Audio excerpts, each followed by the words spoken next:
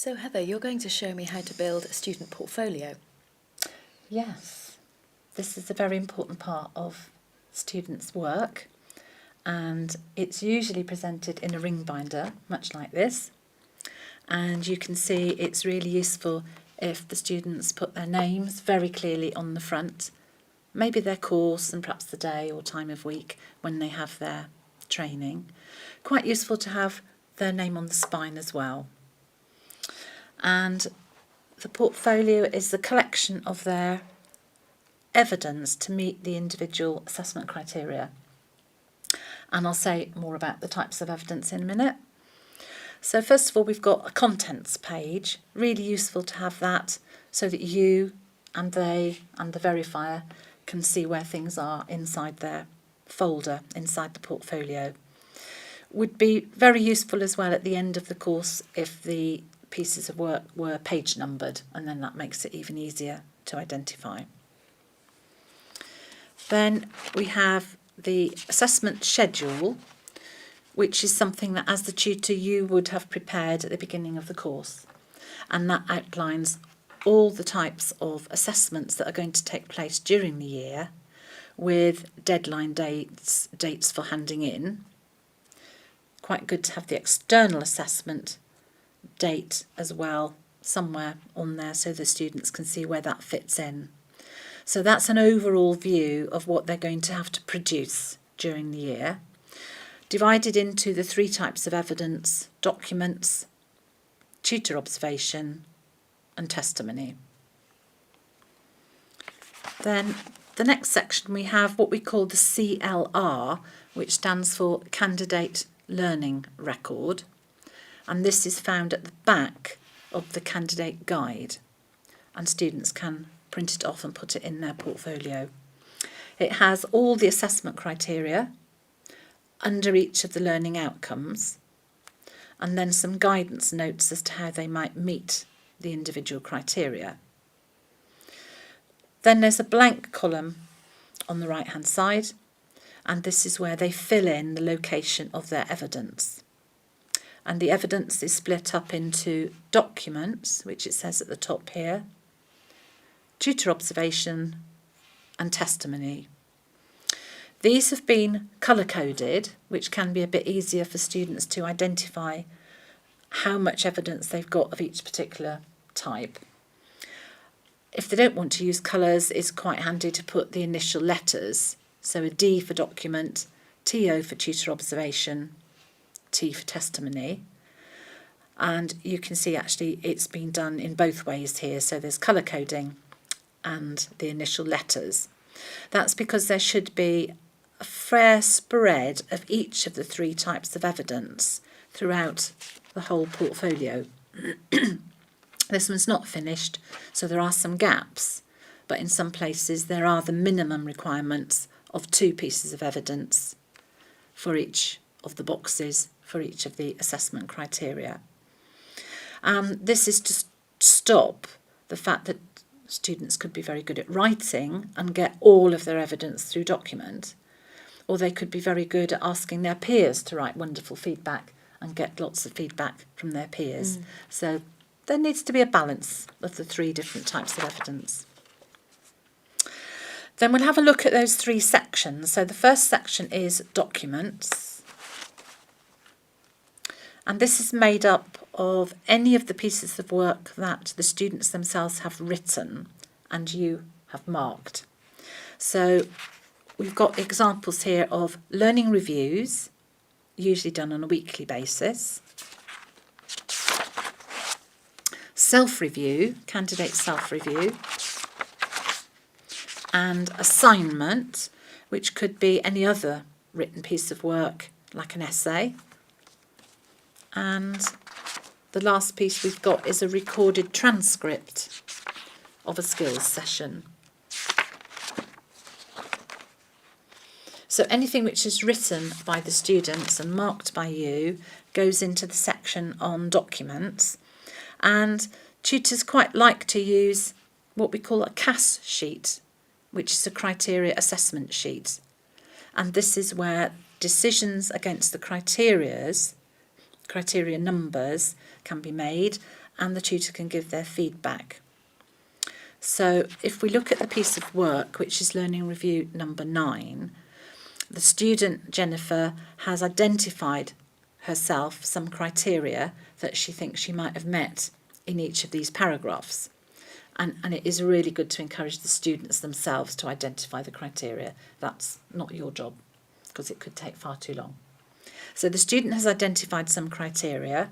If we look at this one here, 5.3, we can see that that's been entered on the cash sheet by the tutor, and then the tutor has put a yes, which means that criteria has been fully addressed in this piece of work on the learning review, and the tutor has given the feedback.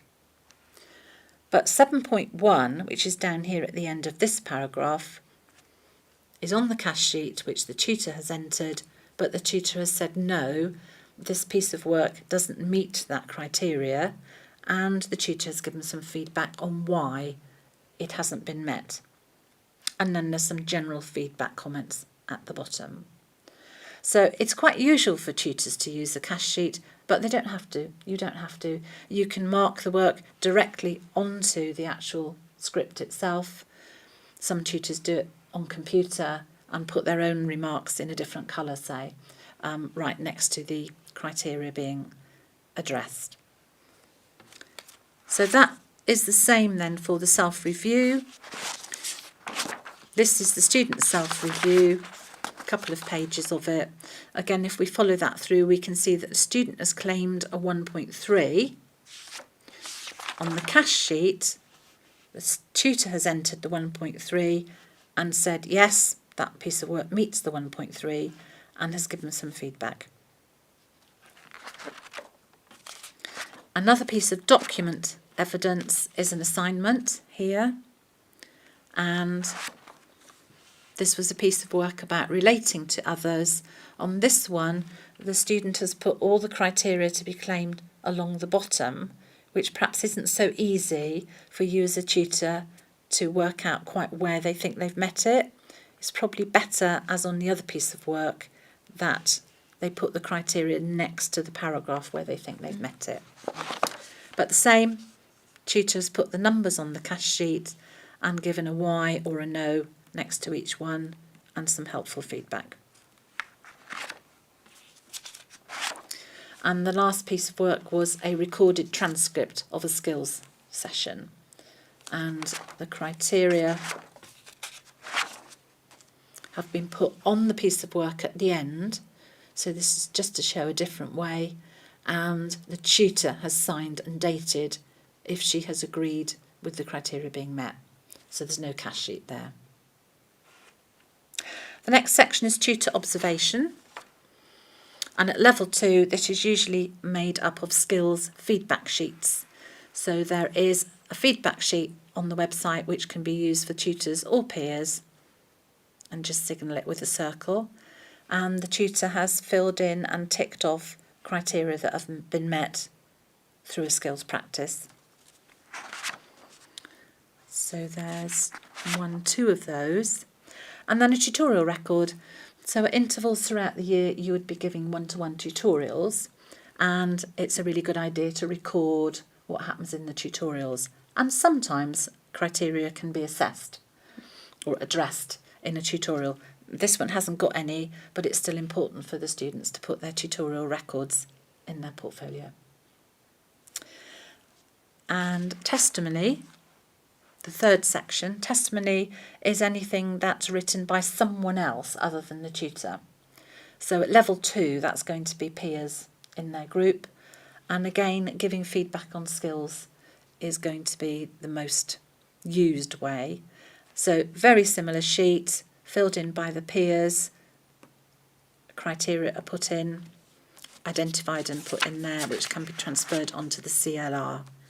By the end of a course, each student would have quite a collection of these peer observation sheets. So for level 2, that's emphasising the minimum assessment requirements. At levels 4 and above, there will be other things, particularly in testimony, because the students will have logs of their client hours. logs of their supervision hours, supervision report, agency report, things like that, which can go into their testimony section. They'll have many more tutor observations and lots more documentary evidence. That's a very quick run through. How does that sound? Have you got any questions? I was just wondering if you could just explain to me about the candidate guidance to criteria, about evidence needed for this. Yeah. You'll see that under the guidance column, the candidate guidance to criteria, there are several bullet points. In 1.1 there's 3, in 1.2 there's 4, 3 again, and so on. And these are guidance for the candidates, for the students, to help them meet the evidence requirements, to know what to put in this box here. It doesn't necessarily mean, no, they've got to cover every single bullet point. That partly depends on you as the tutor as to how you want the evidence to be presented. The important thing is that they are covering the learning outcome. The learning outcome is here. That's the wording for it. That's the assessment criteria. And if they are meeting the assessment criteria under that learning outcome, then the bullet point is there just as a guide. I think that's probably... Yes, although I was just wondering, I think I noticed earlier when you were going through, we've got the completion statement at the back. Ah, yes, yeah. Of the CLR. Good point. Could you just run through that with me, please? Yeah, so the very last page of the CLR, which ends here, has got this completion statement at the end. And this is for you as the tutor to sign off at the end of the course when you are satisfied that the CLR is completely filled up. So all the boxes have got at least 2 pieces of evidence, and you're satisfied that all the assessment criteria, all the minimum assessment requirements have been met, then you can sign it off. There might be occasions where you think something hasn't been fully covered, usually because they haven't got the evidence in their portfolio and on their CLR. So like here, there are 2 gaps. So the tutor is saying the yes means there are contraindications. Can't sign that off. The others are all okay, fully completed, but these 2 have got some gaps. And so down here, there's details of what's missing and a proposed course of action that the tutor would like the student to do in order to fulfil those requirements, and has put timescales. So there's a deadline for when the student has got to do the bits that are missing. When the tutor is satisfied that everything has been done, they would all be fully signed off here, and the student and the tutor signs it off, and then certification can be requested from CPCAB. So that is an important document. So that probably covers everything. Thank you. That's been really helpful. Good.